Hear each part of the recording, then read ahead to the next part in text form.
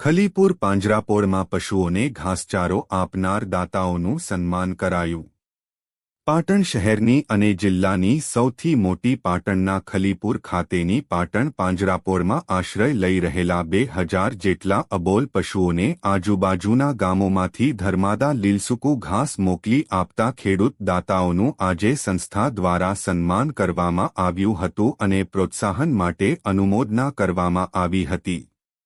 આ પ્રસંગે પશુઓને ઘાસનો પુરવઠો પૂરો પાડનારા દાતાઓનું મગરવાડા તીર્થના ગાદીપતિ વિજય સોમજી ગુરુજી, હુડકોના ડિરેક્ટર કે.સી.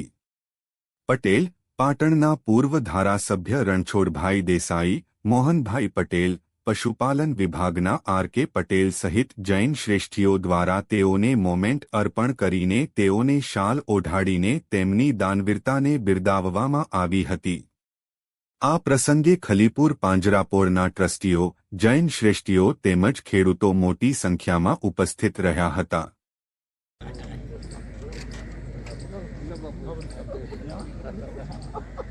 એમને કીધું છે કે લગભગ 300 ઉપર આપી શકશે। દેવચંદભાઈ સવારે 3 વાગે ઉઠીને 9 વાગે આપણે ચા પીએ પહેલા પશુઓને ઘાસ। ખોડાભાઈ પટેલ, ઠાકોર રાજી ડોક્ટર,